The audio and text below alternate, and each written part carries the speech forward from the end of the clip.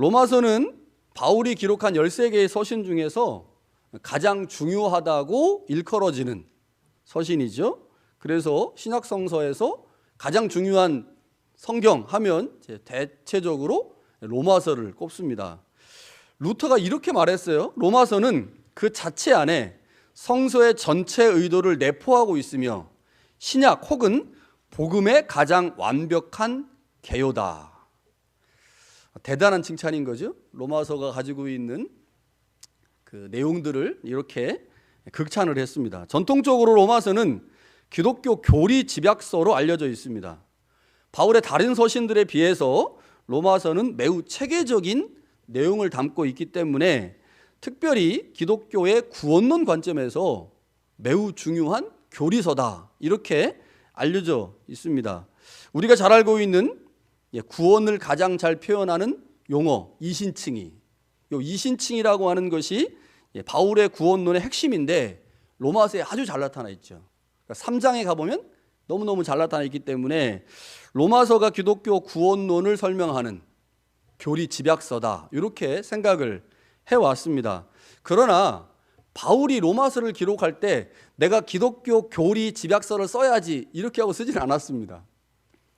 바울은 어떤 목적과 의도를 가지고 썼겠죠. 그런데 나중에 후대에 와서 보니 기독교 구원론을 잘 정리해 놓은 거죠. 그래서 우리는 바울의 로마서를 기독교 교리 집약서라고 하는 관점으로 보지 않고 바울이 이 편지를 왜 썼는지, 어떤 목적과 의도를 가지고 썼는지, 그리고 바울이 이 편지를 쓸 때 로마 교회의 상황이 어떠했는지를 먼저 살펴본 후에 그 다음에 이제 교리 집약서로서의 로마서를 살펴보는 것이 의미가 있을 것입니다.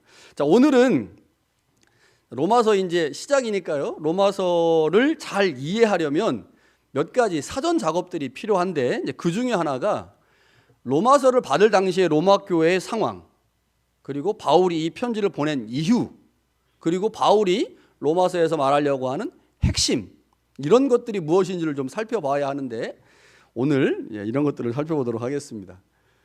지금 30분이니까요. 제가 3시 5분까지 설교를 하도록 하겠습니다. 자, 로마서를 잘 이해하려면 로마서가 보내질 당시에 교회 상황을 좀 살펴보아야 합니다. 고대 문헌에 의하면 주전 1세기 말부터 상당수의 유대인들이 로마에 들어와 살기 시작했어요. 그런데 우리도 이제 비자가 있고 영주권이 있고 시민권이 있는데 1세기 말에 상당수의 유대인들이 로마에서 시민권을 획득해서 자리를 잡고 살게 됐습니다. 학자들의 추정에 의하면 아마 전쟁포로로 끌려왔다가 로마에 정착한 사람들이 시민권을 얻은 것 같다라고 보고 있습니다. 그 당시에 로마에는 팔레스틴에서 온 히브리어를 사용하는 유대인도 있었고요. 디아스포라 유대인, 이 사람들은 히브리어를 사용하지 못하고 헬라어를 사용하는 사람들이죠. 이 헬라어를 사용하는 디아스포라 유대인도 같이 로마에 살고 있었습니다. 헬라어를 사용하는 유대인들 중에는 고린도, 우리 너무 잘 알고 있는 도시죠. 고린도나 아시아 지역에서 온 사람들이 있었는데 아무래도 이 지역, 같은 지역에서 오면 또 동질감이 생기잖아요. 그래서 아시아에서 온 유대인들, 같은 지역에서 온 사람들끼리 공동체를 이루며 살았습니다. 로마에는 다양한 유대인들이 있을 수밖에 없었죠. 왜냐하면 각 지역에서, 다양한 지역에서 와서 살았기 때문에 그들의 문화와 특색이 그 공동체 안에서 이제 보존되면서 살았죠. 그러나 아무리 문화가 다양하고 자라온 환경이 다르다고 해도 유대인이라고 하는 동질감, 유대인이라고 하는 정체성을 넘어설 수는 없습니다. 그래서 아무리 달라도요, 모두 유대인이라고 하는 하나의 끈으로 묶여서 로마에서 함께 살게 된 거죠. 로마에는 유대인 공동체가 처음에는 큰 문제가 없이 잘 지내왔는데 문제가 일어나기 시작했습니다. 그 문제는 기독교의 출현 때문입니다.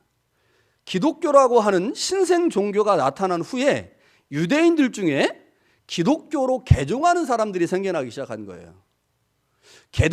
죄송합니다. 개종과 기독교가 합쳐져 개독교가 되어버려. 자, 기독교 입장, 제가 개독교라고 말한 게 아닙니다. 기독교 입장에서는 개종한 유대인들이 들어오는 게 너무너무 반갑죠. 그런데 유대교 입장에서 어떨까요? 유대인인데 기독교라고 하는 신생 종교가 생겨난 후에 기독교로 개종하는 유대인들이 생겨나니까 기독교가 출현한 후에 유대교는 긴장할 수밖에 없었겠죠. 그것 때문에 유대인들 사이에서 분쟁이 일어나기 시작했어요. 그러니까 정통 유대인들이 아니라 개종한 유대인과 개종하지 않은 유대인들 사이에서 분쟁이 일어난 겁니다. 자, 로마의 역사가 중에요, 수에토니우스라고 하는 사람이 있는데 이 사람이 클라디우스 황제의 생애라고 하는 책을 썼어요. 이 책에 보면 로마에 있던 유대인들 사이에서 크레스토스라고 하는 것 때문에 분쟁이 끊이지 않았다. 그리고 폭동이 일어났고 그 일 때문에 클라디우스, 우리말 성경에는 글라디오라고 되어 있는데요, 이 클라디우스 황제가 칙령을 내려서 모든 유대인들을 로마에서 추방했다라고 기록되어 있습니다.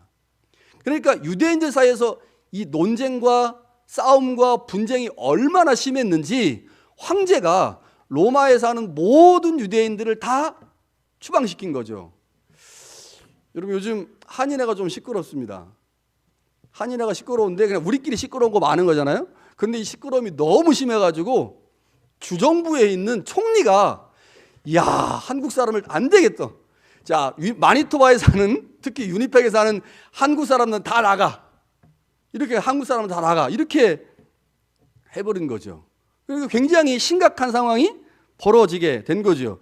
여기 크레스토스, 이 크레스토스 때문에 문제가 일어났다는 거예요. 유대인들 사이에서. 이 크레스토스 뭐랑 비슷해요? 크리스토스랑 비슷하죠. 그래서 이제 학자들은 추정을 하는 거예요. 유대인들 사이에서 이 크레스토스 때문에 문제가 일어났다고 역사가가 써놨는데 아마 이것은 그리스도를 의미할 것이다. 그러니까 유대인들 사이에서 이 그리스도라고 하는 존재 때문에 분쟁이 일어났고 싸움이 심해지면서 로마의 황제가 로마에 있는 유대인들을 다 추방시키게 됐다고 하는 거죠. 왜 분쟁이 일어났을까요? 간단하죠? 예수님을 그리스도로 인정하느냐 인정하지 않느냐 때문에 분쟁이 일어나는 겁니다. 그러니까 어떤 유대인은 예수님을 그리스도로 인정하는 유대인이 있었고 어떤 유대인들은 예수를 그리스도로 인정하지 않았는데 이게 단순히 말싸움으로 끝난 게 아니고 막 폭력적인 사태까지 벌어지면서 심각해지니까 로마의 황제가 극단의 조치를 취하게 된 거죠. 자, 유대인들 사이에서 이런 갈등은 아마 명절에 예루살렘에 갔다가 복음을 듣고 기독교로 개종한 유대인들로부터 시작됐을 것입니다. 모든 유대인들이 명절에 예루살렘에 갈 수 있었던 것은 아닙니다. 여러분, 유니펙에 사는 한국 사람들이 모두 한국에 방문할 수 있는 건 아니죠. 뭐가 있어야 돼요? 뭐니 해도 머니가 있어야죠. 그러니까 이 당시도 똑같았어요.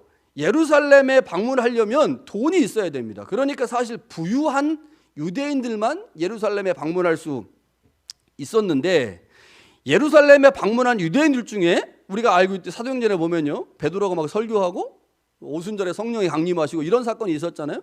그 사건을 경험한 몇몇의 유대인들이 예수님을 믿고 기독교로 개종을 한 겁니다. 이 사람들이 로마에서 왔으니까 당연히 기독교로 개종한 후에 다시 로마로 갔겠죠. 로마로 가서 그곳에서 그리스도를 전하기 시작한 겁니다. 그러니까 이 사람들이 처음에 예수님을 구주로 고백하고 개종한 후에 로마에 갔지만 뭐 숫자가 적었기 때문에 교회를 곧바로 세운 건 아니겠죠. 상당히 시간이 흘렀겠지만 뭐 얼마큼 지났는지는 알 수가 없고요. 이들이 처음에는 그래서 교회를 세울 수 없었기 때문에 유대인들이 함께 모이는 회당에 갔을 것입니다. 뭐 자연스러운 거죠. 예루살렘 가가지고 예수님을 알게 됐어요. 예수님을 그리스도로 고백했습니다. 그리고 난 후에 로마로 갔어요. 로마로 갔는데 교회를 세울 수 있는 숫자가 되지 않으니까 개종한 유대인들이 참석하고 있는 회당 모임에 간 거죠. 회당 모임에 가가지고 가만히 있으면 됐는데 가만히 안 있고 야, 내가 예루살렘에 갔는데 거기서 예수라고 하는 사람에 대해 들었다. 그런데 그가 하나님이 보내신 메시아 그리스도야. 그런데 그가 십자가에서 죽었다가 살아났어. 뭐 이런 얘기를 했다고 생각해 보세요. 뭐 굉장히 진짜 쇼킹한 얘기가 회당 모임에서 전해진 거죠. 대부분의 유대인들은 아마 그 말을 무시했을 것입니다. 반응이 싸늘했을 거예요. 그런데 반응하는 유대인들이 있었다는 거죠. 유대인 중에는요, 정통 유대인이 있고요, 이방인 중에 유대교로 개종한 사람들이 있습니다. 그러니까 할례를 받으면 유대교로 개종할 수 있잖아요. 그래서 이방인 중에 할례를 받고 유대교로 개종한 사람들이 있었는데 이 사람들이 반응하기 시작했어요. 예수님? 그 사람이 그리스도야? 라고 하면서 예루살렘을 방문했던 유대인들의 말을 듣기 시작한 거죠. 이방인 출신 유대인들이 기독교로 개종하는 숫자가 늘어나면서 유대인들과 기독교로 개종한 유대인들 사이에서 갈등이 일어나게 된 겁니다. 그 시작은 미미했겠지만 만만치 않게 갈등이 일어났고 기독교로 개종한 유대인들이 그 갈등 때문에 회당 예배에 참여할 수 없게 됐겠죠. 그러면서 독자적인 모임을 만들었을 것입니다. 그게 바로 로마교회입니다. 자, 그러니까 로마교회는 예루살렘에서 복음을 들은 유대교에서 기독교로 개종한 사람들이 로마에 와서 처음에 회당에서 모임을 갖다가 그게 여의치 않으면서 아마 독자적인 모임을 만들었을 것이고 아마 그게 교회가 됐을 것입니다. 그러나 로마의 황제나 관리들은 유대교 안에서의 분쟁을 저거는 유대교고 저거는 유대교에서 기독교로 개종한 사람이고 저거는 이방인 출신이고 이런 이해가 있겠습니까? 없죠. 여기 백인들이 우리 보면 이게 중국 사람인지 한국 사람인지 구별 못 하잖아요. 똑같은 겁니다. 유대인 중에 유대인이고 기독교로 개종한 유대인이고 이거 구분 못 합니다. 그러니까 표면적으로 보면 유대교 안에서의 문제가 심각해진 거죠. 그래서 결국 분쟁을 정치적 불안으로 연결시키면서 클라디우스 황제가 모든 유대인들을 로마에서 추방시켰습니다. 자, 여기까지 잘 따라오고 계시죠? 여기까지는 문제가 없었어요. 그런데 로마 교회를 한번 들여다 보니까 로마 교회는 여러 종류의 사람들이 있었을 거예요. 아마 히브리어를 사용하는 유대인들이 있었겠죠. 그런데 학자들은 그 수가 매우 적었을 거라고 생각합니다. 히브리어를 사용하는 유대인들은 매우 적었을 거예요. 대부분의 사람들은 아마 헬라어를 사용하는 유대인들이었을 것입니다. 그런데 그 유대인들 중에는 이방 지역에 사는 유대인도 있었을 것이고 이방인 중에 유대교로 개종한 유대인도 있었겠죠. 그리고 그 중에는 그냥 순수한 이방인도 있었을 것입니다. 그러니까 두 부류로 나눠보면 히브리어를 사용하는 유대인과 헬라어를 사용하는 유대인, 그 헬라어를 사용하는 유대인 중에는 이방인 출신 유대인도 있고 그냥 유대인도 있고 또 일부는 이방인도 있었겠죠. 로마 교회는 다양한 구성들로 구성되어 있었는데 로마 교회에 결정적 영향을 끼친 사건이 하나 벌어진 거죠. 그게 앞에서 언급한 것처럼 주 49년에 클라디우스 황제가 로마에 있는 모든 유대인들을 추방한 사건입니다. 추방이 되면서 문제가 생겼어요. 왜냐? 자, 로마 교회를 이루고 있었던 구성원 중에 가장 많은 구성원을 차지하는 사람들이 누구였냐면 헬라어를 사용하는 유대인들이었습니다. 헬라어를 사용하는 디아스포라 유대인들. 이 사람들이 가장 로마 교회에 많은 수를 차지하고 있었는데 유대인들이 추방을 당하면서 이들이 모두 쫓겨났다는 거죠. 그러니까 우리가 100명이라고 생각해 보세요. 히브리파 유대인이 한 10명 되고요. 헬라어를 사용하는 유대인이 70명 돼요. 그리고 나머지 20명은 그냥 이방인입니다. 그런데 유대인이 추방을 당했어요. 그러면 히브리파 유대인도 추방당하고 헬라파 유대인도 추방을 당하겠죠? 다 추방당했어요. 그럼 몇 명 남아요? 20명 남아요. 20명. 자, 히브리파 유대인들은 숫자가 적었기 때문에 교회에서 영향력을 행사하지 못했어요. 주로 영향력을 행사하는 사람이 누구냐면 헬라파 유대인들입니다. 자, 그러니까 목사가 헬라파 유대인 중에 있었을 가능성이 많겠죠. 말씀을 전하는 사람. 장로가 헬라파 유대인 출신들이 장로가 됐을 겁니다. 권사, 안수집사. 자, 그런데 한순간에 교회에 있는 100명 중에 80명이 쫓겨난 거예요. 80명이 쫓겨나서 로마를 떠났습니다. 교회가 어떻게 됐을까요? 난리가 났겠죠. 100명이었다가 80명이 교회를 나갔으니 이건 뭐 난리 났겠죠. 가장 큰 난리가 난 사람은 누구겠습니까? 가장 큰리가 난리 난 사람들은 남아있는 20명이겠죠. 이거 도대체 어떻게 해야 돼? 어떻게 해야지? 그런데 하늘이 무너져도 솟아날 구멍이 있다고. 자, 20명이 어떻게 하겠어요? 자, 우리 정비합시다. 기도합시다. 우리가 하나님의 교회를 잘 세워야 합니다라고 하면서 20명의 이방인들이 교회를 세우기 위해서 고군분투했을 것입니다. 자, 고군분투하면서 이들이 처음에는 헬라파 유대인들 때문에 교회의 변방에 있었다가 헬라파 유대인들이 그 자리를 떠나면서 나머지 20명이 교회의 중추적 역할을 감당하는 리더 자리에 들어왔겠죠. 그렇게 교회는 다시 시작됐습니다. 사도행전 18장 1절과 2절에 보면요, 아굴라와 브리스길라라고 하는 부부가 나오는데 그 18장에 보면 이 아굴라와 브리스길라 부부가 클라디우스 황제가 추방하면서 로마를 떠나왔다라고 기록되어 있어요. 그러니까 상당수의 헬라파 유대인들이 로마를 떠날 수밖에 없는 상황이 된 거죠. 자, 클라디우스 황제가 그렇게 추방시켜 놓고 얼마 있다가 죽습니다. 54년에 죽어요. 49년에 추방을 했는데 54년에 클라디우스 황제가 죽습니다. 5년 만에 죽은 거죠. 자, 죽은 후에 많은 유대인들이 다시 로마로 돌아왔습니다.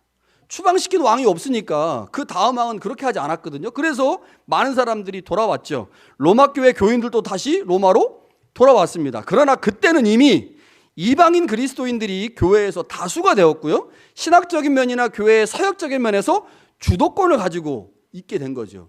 5년 만에 교회 분위기가 완전히 바뀐 겁니다. 헬라파 유대인들이 주도권을 잡았던 교회에서 이방인들이 주도권을 잡은 교회로 바뀌게 됐습니다. 자, 5년 후에 돌아온 헬라파 유대인들이 교회를 보면서 어떤 생각이 들었을까요? 저거 내 자리인데, 내가 설교했는데, 이렇게 하면서 서로 갈등이 일어나기 시작한 거죠. 유대인들이 추방을 당한 상황에서 그 자리를 채운 건 당연히 이방인 그리스도인들이었고, 그 이방인 그리스도인들이 교회의 중추적 역할을 하고 있는 상황에서 헬라파 그리스도인들이 다시 교회에 들어온 거예요. 갈등이 생길까요? 안 생길까요? 이거 100%죠. 100%입니다. 갈등 생길 수밖에 없는. 헬라어를 말하는 유대계 그리스도인들이 다시 교회로 돌아오면서 로마 교회는 격동의 시기를 경험하게 됩니다. 이미 교회 안에서 주도권을 잡고 있던 이방인들과 예전에 주도권을 가지고 있었던 유대인들 사이에서 갈등이 일어난 겁니다. 이로 인해서 교회는 어려움을 겪었고 교회의 교회됨을 실현하지 못하는 상황까지 이르게 된 거죠. 바울이 로마서를 쓸 때는요, 이들의 상황으로 인해 교회가 아주 어려움에 직면했을 때입니다. 로마서 57년경에 썼거든요. 그러니까 아주 문제가 심각하고 어려울 때 로마서를 쓰게 된 거죠. 바울이 로마서에서요, 율법 문제 중에 특히 절기와 할례 그리고 음식범과 같은 행들을 이야기하고 있는데, 이는 이방인들과 유대인들 사이에서의 갈등이 존재하고 있음을 보여주는 단적인 예입니다. 바울은 자신이 경험하고 믿은 복음을 로마 교회에 전하려고 한 거죠. 이유가 뭡니까? 로마 교회가 당면한 문제를 해결하고 싶었기 때문입니다. 복음이 문제를 해결하죠. 로마 교회 안에 있는 두 그룹 사이의 장벽이 복음으로 무너지기를 소망하면서 바울은 편지를 쓴 거죠. 유대인과 이방인 사이의 문제 해결에 있어서 가장 핵심이 뭐냐? 복음에 대한 이해에 있다고 바울은 본 겁니다. 예수의 십자가 사건, 예수의 죽음 사건, 예수의 부활 사건, 예수의 하나님 아들됨의 사건, 이런 사건들을 교회가 제대로 이해하지 못하기 때문에 그리스도 안에서 하나됨을 이루지 못하고 교회가 분열되고 있다라고 바울은 판단한 거죠. 여러분, 로마 교회는 주님의 몸 아닙니까? 그런데 몸이 두 군데로 세 군데로 갈라져 있어요. 이유가 뭐냐? 머리이신 예수 그리스도로부터 오는 복음에 대한 참 이해가 없었기 때문이죠. 바울은 그렇게 진단했고, 그래서 로마 교회에게 이제 복음을 보내려고 한 거죠. 그런데 여기에요, 바울의 한 가지 개인적 소원이 더 있습니다. 로마서 15장에 보면요, 로마서 15장에 보면 바울이 로마서를 쓸 당시에 바울의 상황을 기록해 놓고 있어요. 그러니까 지금까지는 뭐에 대한 상황입니까? 로마 교회에 대한 상황이죠. 로마 교회가 지금 여러 가지 일들로 인해서 두 그룹으로 나눠서 서로 갈등하고 있는 상황이고, 이 교회에 바울이 복음을 전해서 그 복음으로 교회 문제를 해결하고 싶었어요. 그런데 여기에 바울의 개인적인 상황이 추가가 됩니다. 바울의 개인적인 상황이 뭐냐? 바울의 가장 큰 관심은 땅끝까지 복음을 전하는 겁니다. 이게 이제 주님으로부터 받은 사명이고, 그래서 땅끝까지 복음을 전해야 되는데, 바울은 그 당시에 땅끝을 스페인이라고 생각했어요. 우리말 성경에는 서머나로 되어 있는 스페인이라고 생각했습니다. 바울은 자신의 스페인 선교를 지원할 교회가 필요한데, 그 지원할 교회를 로마 교회라고 상정한 겁니다. 그러니까 그러니까 로마 교회가 자신의 스페인 사역을 도와야 된다고 생각하죠. 바울이요 아시아 지역을 전도했고 유럽 지역을 여러 번 전도했잖아요. 그때 바울을 지원했던 교회가 어디냐? 안디옥 교회입니다. 그러니까 안디옥 교회가 오랫동안 바울의 선교 사역을 지원했는데 이제 스페인이라고 하는 땅끝 전도를 시작해야 되는데 이 안디옥은 너무 멀어요. 그러니까 바울이 이제 스페인 전도하고 다시 안디옥 갔다가 보고하고 다시 또 가서 전도하고 이렇게 해야 되는데 너무 머니까 그보다 조금 더 가까운, 그러나 바울의 사역을 잘 지지할 수 있는 교회를 하나 생각한 거죠. 그게 바로 로마 교회였습니다. 그런데 그러다 보니까요, 로마 교회에 대한 관심이 있었겠죠? 저 교회가 나를 돕는 교회인데, 도와줄 교회인데, 그러면 저 교회가 나를 도울 수 있는지 없는지를 생각해 봐야 될 거 아니에요. 그러면 당연히 로마 교회에 대한 관심이 생겨서 로마 교회에 대한 소식을 듣겠죠. 들어보니 교회가 유대인과 이방인 사이의 분열과 분쟁 때문에 본질적인 교회됨의 문제를 다 잃어버렸다라고 보고를 알게 된 겁니다. 너무너무 답답하죠. 지금 나는 스페인 선교를 해야 되고 스페인 선교를 통해서 땅끝까지 복음을 전해야 되는데, 그래서 로마 교회가 필요한데 로마 교회가 자신을 도우려면 두 가지가 해결돼야 됩니다. 첫 번째는 교회의 분쟁의 문제가 해결돼야 돼요.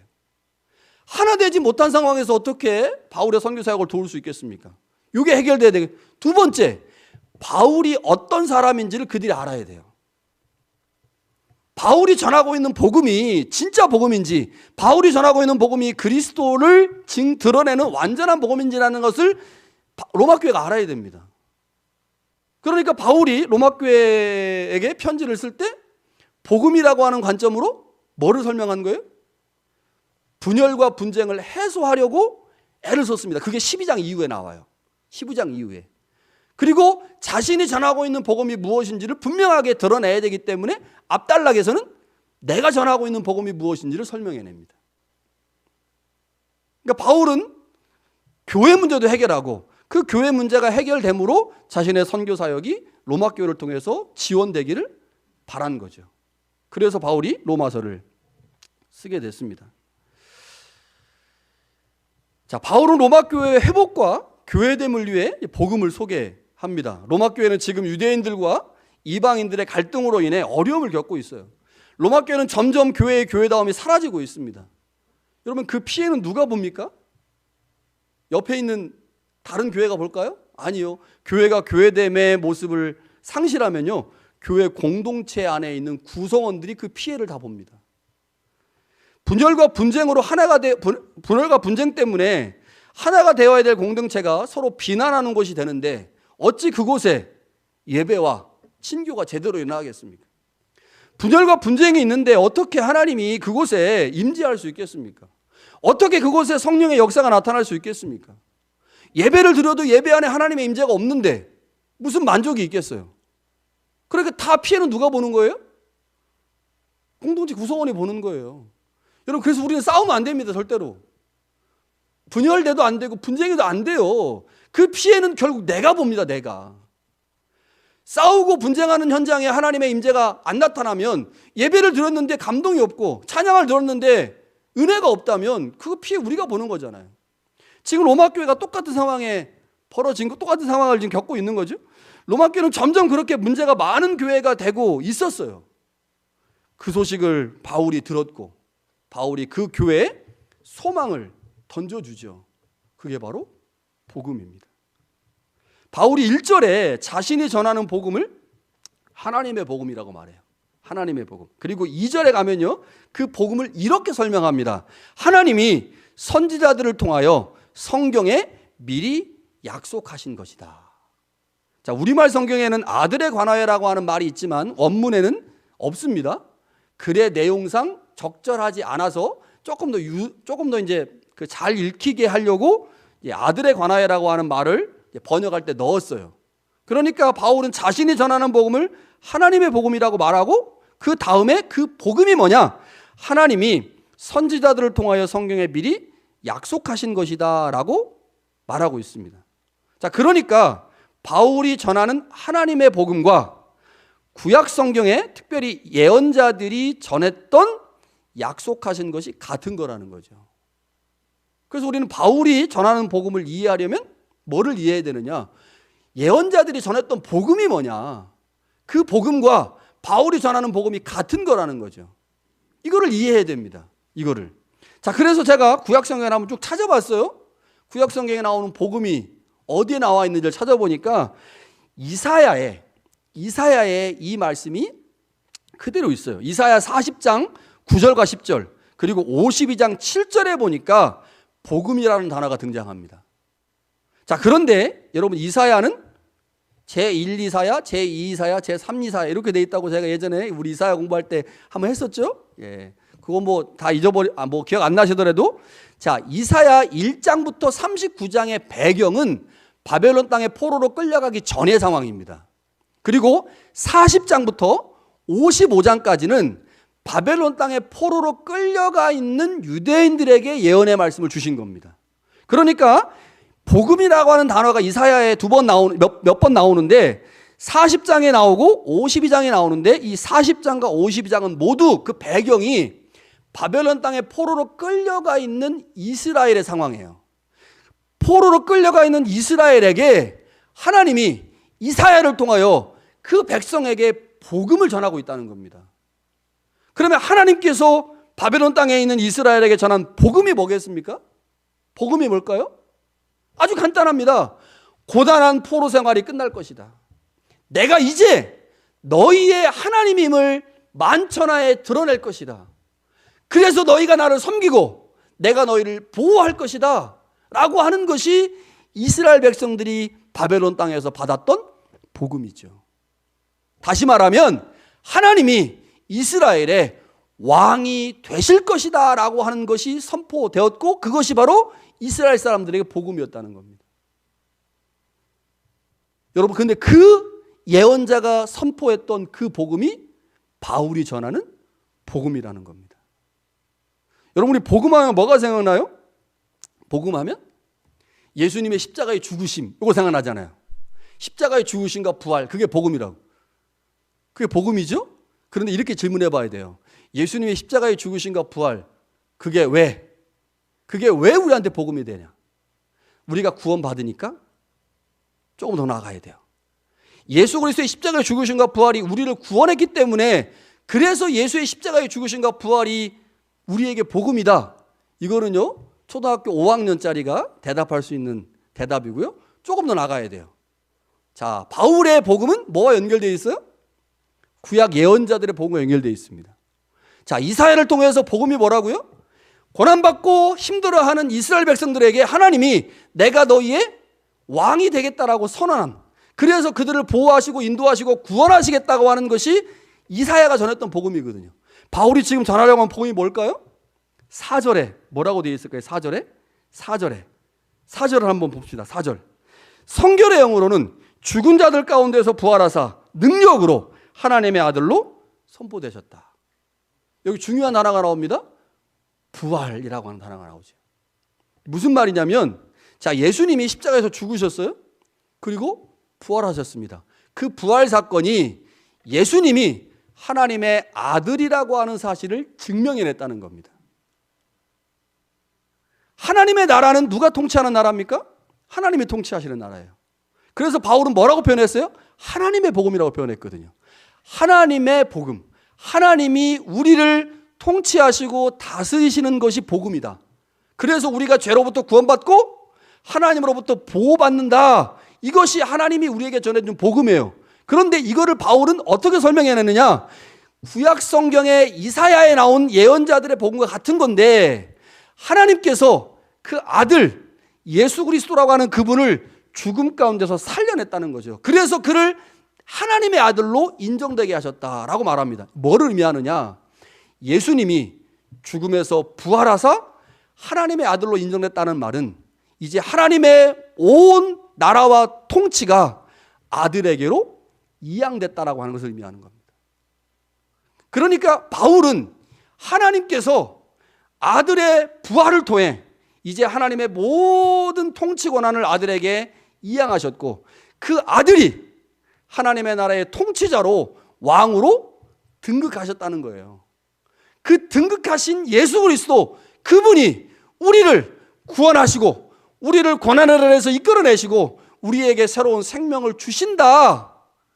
그것이 바로 바울이 로마 교회에 전하고자 했던 복음입니다. 그러니까 똑같은 거죠. 구조가 똑같아요. 구약에서의 복음은 뭐예요? 하나님이 이스라엘을 다스리시고 통치하신다 라고 하는 게 구약의 복음입니다. 신약의 복음은요, 하나님이 직접 자신이 통치하지 않으시고 죽음을 이기시고 생명을 얻으신 부활하신 예수 그리스도에게 하나님의 모든 통치권을 다 부여하심으로 아들이 우리를 통치하신다, 우리를 구원하신다, 이것이 바울이 전하라고 했던 복음이라는 겁니다. 여러분, 이게 왜 중요할까요? 왜 중요할까요? 굉장히 중요합니다. 여러분, 종종 어떤 한 교회에서 누가 담임 목사를 하느냐에 따라 교회의 분위기와 사역의 방향이 달라지죠. 죄송합니다. 송영래 목사님이 저희 교회 1대 목사님이세요. 2대 목사님이 이상천 목사님이시고 제가 3대입니다. 자, 1대와 2대, 3대를 다 경험하신 분들, 각각의 목사님들이 목회할 때 그 목사님이 누구냐에 따라서 목회의 방향이나 분위기가 달라집니까? 안 달라집니까? 전장로님? 이건 뭐 100%입니다. 누가 담임 목사를 하느냐에 따라서 교회 분위기가 달라져요. 여러분, 누가 대통령을 하느냐에 따라서 그 나라의 분위기가 달라지죠. 누가 총리하느냐에 따라서. 여기 같으면요, 리버럴이 집권하느냐 컨서버티브가 접근하느냐에 따라서 달라집니다. 분위기가. 어쩔 수 없는 거죠. 여러분, 그런데 하나님을 대신하여 하나님의 나라를 통치하시는 왕이 누굽니까? 예수님이에요. 예수님. 그런데 그 예수님이 어떤 분이야? 이게 중요해요. 인간의 몸을 입고 이 땅에 오셨던 분입니다. 그래서 히브리서에 의하면요, 그는 인간의 몸을 입으셨기에 인간이 가지고 있는 모든 연약함과 나약함을 다 아시는 분입니다. 여러분, 그분이 우리의 통치가 되셨다는 거예요. 여러분, 그러니 구약과 신약은 완전히 다릅니다. 한 번도 인간의 몸을 입지 않으셨던 하나님이 이스라엘 백성들을 통치하시는 거하고, 같은 하나님이신데 인간의 몸을 입어봤어요. 그래서 고통이 무엇인지를 압니다. 배고픔도 알고요, 화장실 가고픈 그 고통도 알아요. 그런 예수님께서 이제 우리의 왕이 되시는 겁니다. 그 예수님이 우리의 왕이 되시니 백성 한 사람 한 사람의 마음을 얼마나 잘 아시겠어요? 얼마나 깊이 이해하시겠습니까? 그 예수님이 우리의 왕이 되셨다. 그리고 그분이 우리를 다스리시고 통치하신다. 그래서 이제 그분을 믿으면, 그분 안에 속하면 그분께서 우리의 모든 삶을 채우시고 인도하시고 돌보신다. 그것이 바로 바울이 전한 복음이라는 거죠. 여러분, 그 복음이 로마 교회 안에 역사해야 분열됐던 두 그룹이 하나가 될 수 있습니다. 그 예수 그리스도의 거룩한 복음이 그들 안에 역사해야 바울이 하려고 하는 땅끝 전도를 지지할 수 있게 되는 거죠. 여러분, 이 복음을 위해 바울이 부르심을 받았습니다. 그리고 로마 교회도 역시 부르심을 받았죠. 우리도 역시 이 복음 때문에 부르심을 받았습니다. 우리가 전해야 될 복음이 뭘까요? 예수 그리스도의 죽음과 부활이죠. 예수님이 우리를 위해서 죽으셨고 부활하셨다. 그래서 우리 구원받았다. 우리 천국 갈 수 있다. 이겁니까? 우리가 전해야 될 복음이? 아니요. 초등학교 5학년짜리 답입니다. 초등학교 5학년짜리 답. 초등학교 5학년에 머물러 계시면 안 돼요. 예수 그리스도의 죽으심과 부활로 우리가 구원받았고 천국 갈 수 있다라고 하는 건 초등학교 5학년짜리 답입니다. 넘어가야 돼요. 그분이 우리의 왕이시다. 그분은 육체를 입으셨던 적이 있기에 우리의 고단함과 피곤함과 우리의 아픔과 연약함을 모두 아신다. 그래서 우리 한 사람 한 사람에게 맞춤형으로 우리를 다스리시고 통치하시고 인도하시는 분이다. 그분이 바로 예수님이다. 여러분, 이게 우리가 전해야 될 복음입니다. 그 복음이 로마 교회를 살렸습니다. 그리고 그 복음이 전 세계 많은 그리스도인들을 만들어냈죠. 오늘 우리가 받은 복음이 바로 이 복음이고, 이 예수 그리스도가 우리의 왕이시라는 사실들을 우리가 우리의 삶의 자리에서 순종함으로 감당하게 될 때 여러분의 삶의 자리에 주님의 직접적인 통치와 다스림이 있게 될 것입니다. 그런 은혜가 우리 가운데 있기를 소망합니다.